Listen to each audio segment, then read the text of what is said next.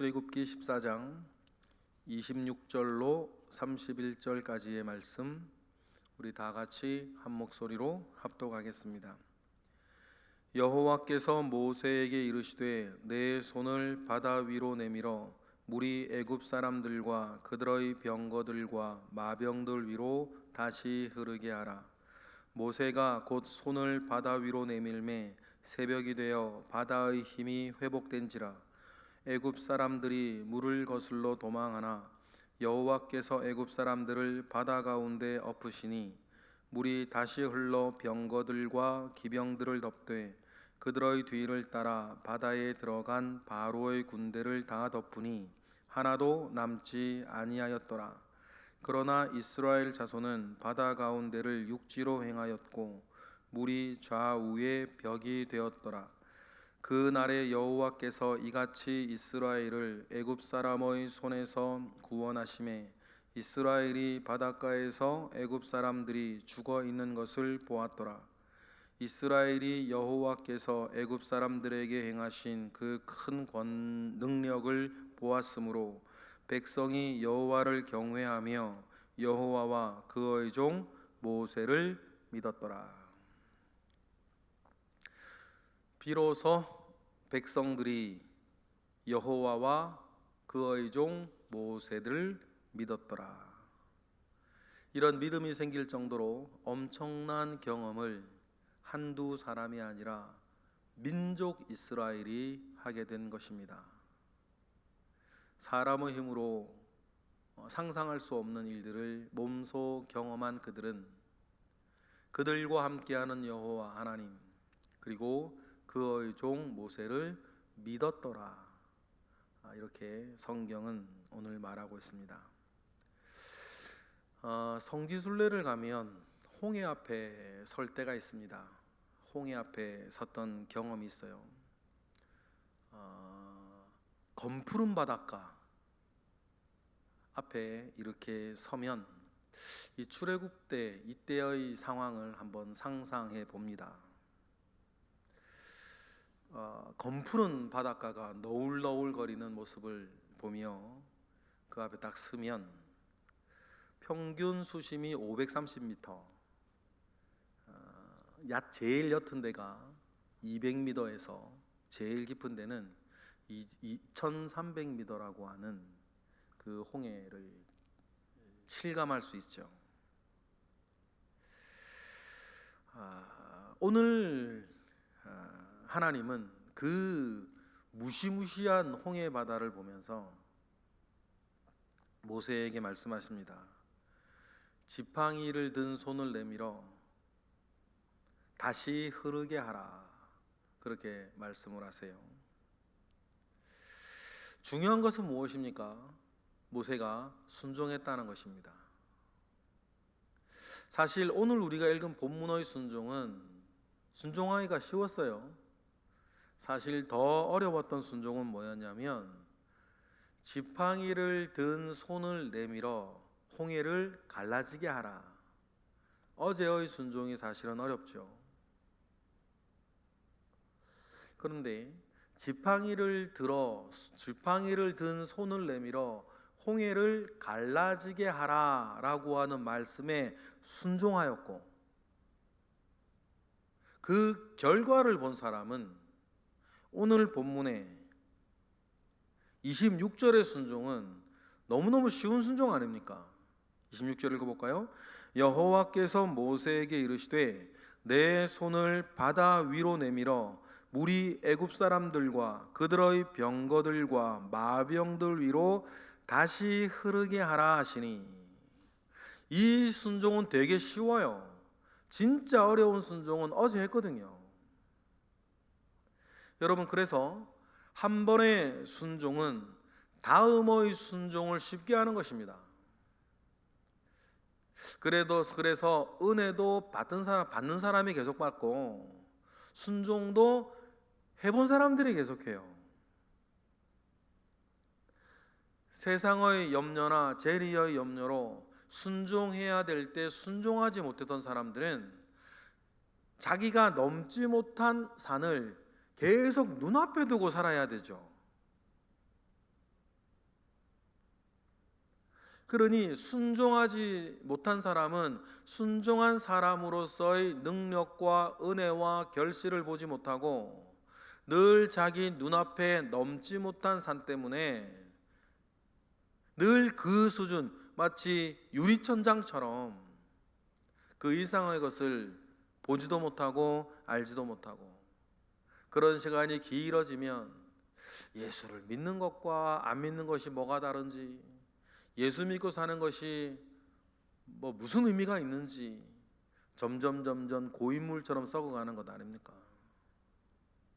그러나 오늘 본문의 모세처럼 지팡이를 든 손을 내밀어 홍해가 갈라지는 것을 본 사람은 다시 흐르게 하는 이 순종을 하는 것은 너무나 쉬운 일 아니겠습니까? 그러니 여러분, 우리가 계속해서 하나님 아버지 앞에 순종하는 삶을 살아가는 것, 그것이 오히려 나에게 쉬운 일이 되는 것, 여러분, 그러한 체질의 사람이 되는 것, 그러한 믿음의 체질이 나에게 붙어 있는 것, 여러분, 이것이 가장 큰 축복받는 비결 아니겠습니까? 은혜 받는 비결 아니겠어요? 하나님의 능력을 늘 경험하며 사는 계기 아니겠어요? 어떤 목사님이 이런 얘기 하시는 거 듣고 맞다 그랬어요. 사람들은 사자굴 속에서도 건져주시는 하나님의 능력을 늘 경험하기를 원한다. 그런데 많은 사람들이 그 능력을 일평생 경험하지도 못한 채 믿음 생활을, 신앙생활을 한다. 왜 그럴까? 사자굴에 들어가질 않으니까.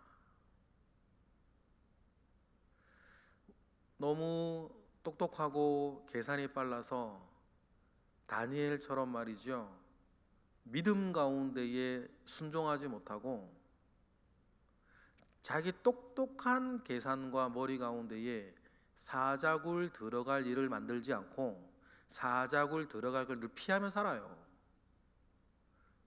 그런 사람이 어떻게 사자의 입에서 구해주시는 하나님을 경험하겠어요? 똑같은 거 아니겠습니까? 그래서 여러분, 우리의 믿음은 하나님의 말씀 가운데에 순종하며 살기를, 그러면 경험되어지는 은혜와 능력과 열매와 축복이 있는데, 그 관문이 될 수 있는 순종을 하지 아니하고 받기만 하려고 하니 이런 되어지지 않는 것이겠죠. 엄청난 경험을 했던 모세는 이 두 번째 순종은 쉬우니 27절에 또 한 번의 기적을 보는 것은 또 당연한 일 아니겠습니까?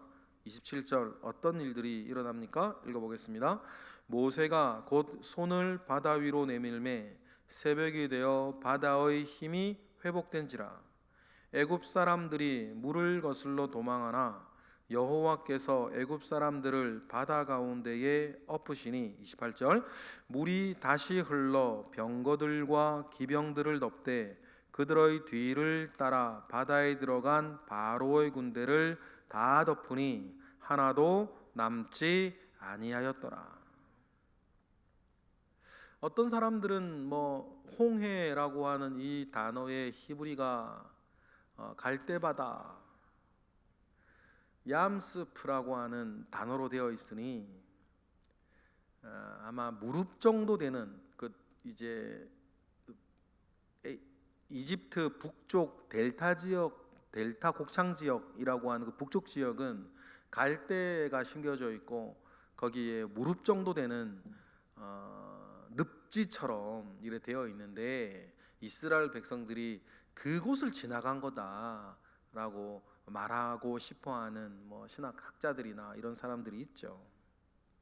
그런데 그것이 좀 성경의 말하고는 정면으로 맞지 않는 게 무릎 정도 되는 깊이에서 수몰되어 죽는 애굽 병사들은 도대체 그 뭐냐, 막 말이 안 되고, 그리고 출애굽의 도강하는 시간이 그냥 호수 하나 건너는 작은 시간이 아니라 아주 그냥 오랜 시간인 것을 우리는 알아요. 그래서 오늘 27절에도 바다 위로 모세가 내미니까 새벽이 되어 바다의 힘이 회복되어지고, 그러면 이 출애굽의 도강하는 이 시간이 밤새 일어난 일들이라는 것들을 우리는 이제 암시를 받을 수가 있죠.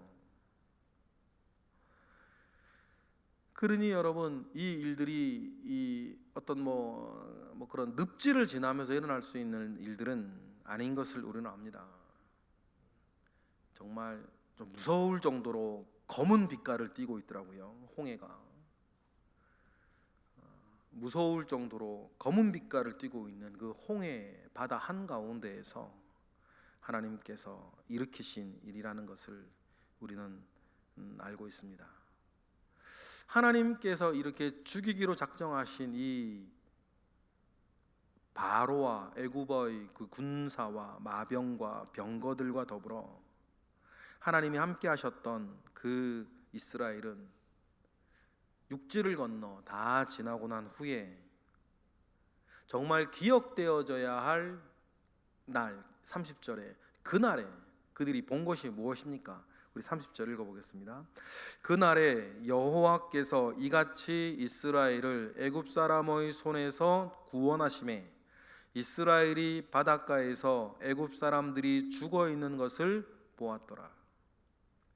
이스라엘이 자기들의 힘으로, 자기들의 주먹으로, 자기들의 칼로 여러분 이 애굽의 병사들과 병거들을 어떻게 물리치겠습니까? 그들이 할 수 있는 것은 홍해가 갈라지기 전 그들에게 다가오고 있는 바로의 병거와 군대들을 보고 무서워 소리 지르며 부르짖는 것이 그들이 할 수 있는 최선이었어요. 오죽했으면 하나님께서 그들이 전쟁하는 것을 보면 다시 애굽으로 돌아갈까 싶어서 그들의 경로를 하나님이 남방으로 돌릴 정도였단 말이에요. 오합지졸이었다는 거죠. 그들이 어떻게 애굽의 군대를 그렇게 물리치고 그들의 시체를 볼 수 있었겠습니까? 30절에 우리가 읽었던 것처럼 하나님께서 여호와께서 이같이 이스라엘 사람을 구원하시매 죽어 있는 것을 본 그날, 이 그날이 사실은 말이죠, 실제적으로는 민족 이스라엘이 태어난 날이에요. 민족 이스라엘 그 오합지졸 그 노예들이 민족 이스라엘로 거듭난 날 아닙니까? 이 출애굽의 날이. 이것을 보고만 해서 사도 바울이 받아서 우리가 거듭난 그때를 이 출애굽으로 사도 바울은 설명하기도 했던 것을 우리는 고린도전서에서 10장에서 읽었습니다. 이 모든 걸 보았습니다. 그리고는 우리가 지금 읽어도 기분 좋은 그 참 믿음 없고 불평하고, 불평은 나중에도 계속하지만 믿지 못했던 이스라엘 사람들이 그 놀라운 광경을 보고 몸소 체험하고 31절처럼 하는 것이죠. 우리 31절 읽어보겠습니다.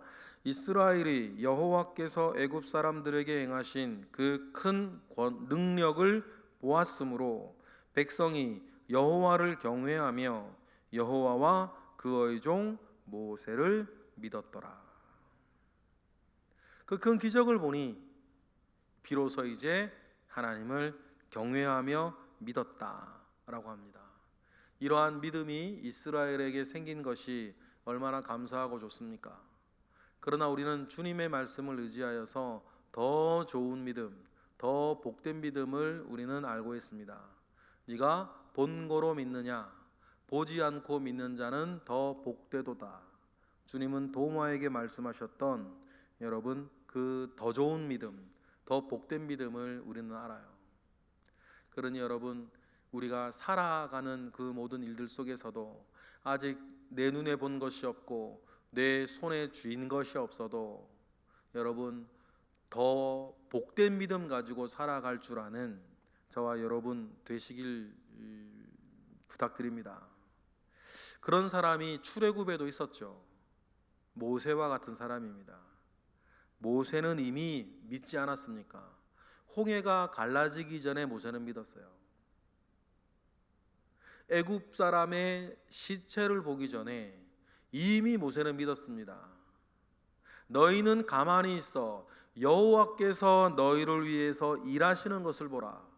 너희들이 오늘 본 애굽 사람을 다시는 보지 못하리라 라고 여러분 먼저 모세는 믿었습니다. 똑같은 상황입니다. 어떤 사람은 두려워 부르짖어요. 그러나 어떤 사람은 말하지 않습니까? 너희는 가만히 있어 오늘 여호와의 구원을 보라. 너희가 오늘 본 애굽 사람을 다시는 보지 못할 것이다. 여러분 홍해가 갈라지기 전에 했던 모세의 말 아닙니까? 그러면 여러분 여전히 우리는 삶 가운데 살아갑니다. 이스라엘 사람들처럼 보아야 믿는 사람이 될 거냐?